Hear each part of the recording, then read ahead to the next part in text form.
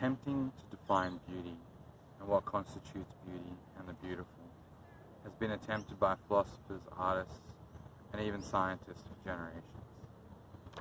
Gernot Bohme, German philosopher and author of On Beauty, says that we are touched by beauty is beyond doubt, and that one cannot speak of beauty, one has to experience it. This, however, does not make the discussion any less worth having.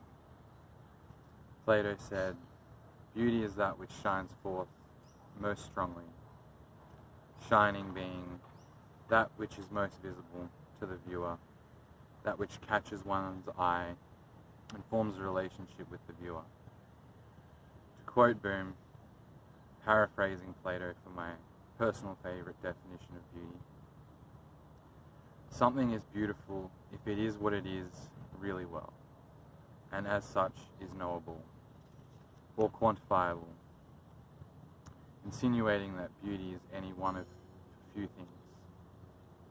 As architects, we would like elements and phenomena like beauty to be objective, to have a single answer that we can use in all our work. However, even as these words leave my lips, all the reasons why good architecture isn't any one or two things, and that beauty isn't the only goal of architecture.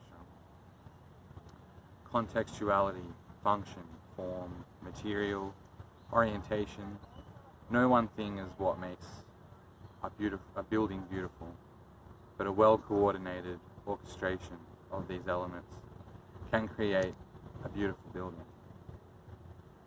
As time passes, technology, materials, ideologies, and values change, develop, and evolve, allowing new forms and inevitably taste. Taste changes with the fluid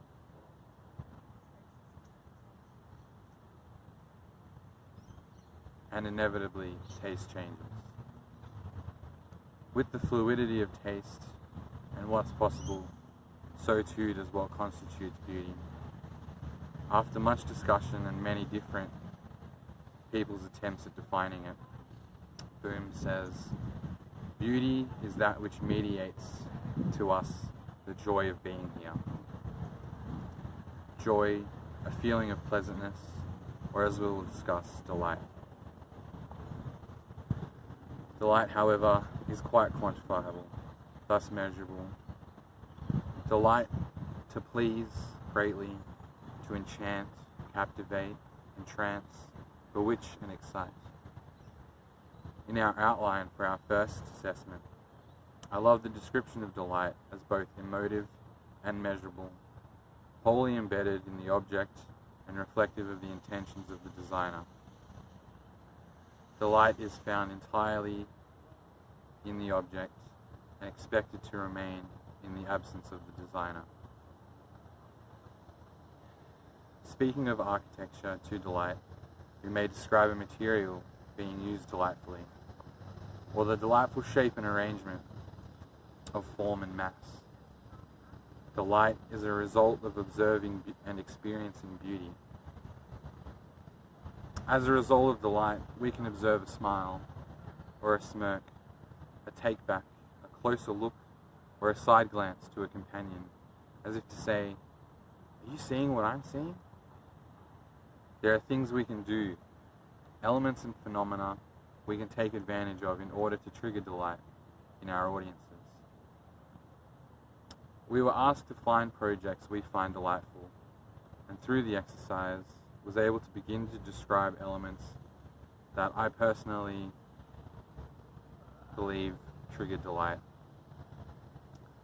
I listed flora and fauna's indifference to the human condition, unexpectedness in moments, use and types of materials, forms and spaces, the juxtaposition of style, history and colour, and non-traditional methods of everyday objects, like round windows, arched doors, or fold-out beds.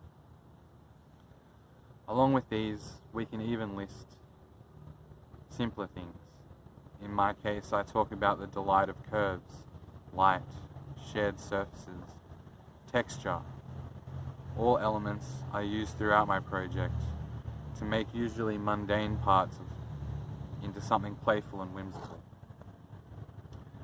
Delight as an idea is of course always a goal of every project. What makes the idea of delight powerful is when we bring the idea of eustress into the mix and brings delight into the well-being and nurturing of a safe, attractive, community-focused building. Eustress is explained by Hans Selye in his 1974 book, Stress Without Distress, as the opposite of distress. Positive stress is part of the healthy maintenance of our milieu intérieur, or my skin and everything in it. Selye says, complete freedom from stress is death. And what is the pursuit of happiness except pursuing what we may consider to be our purpose? By exposing oneself to different types of stresses.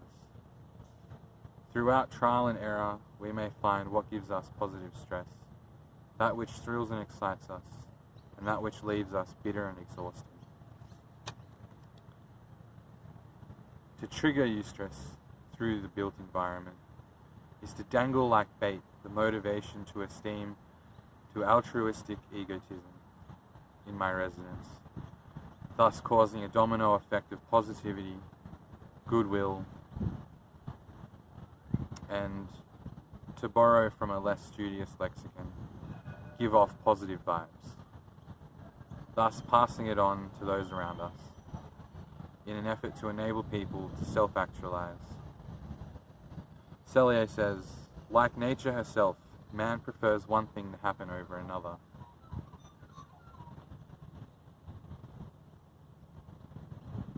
Life, when allowed to run its natural course, heads towards the fulfillment of its innate potential, or the aim of life.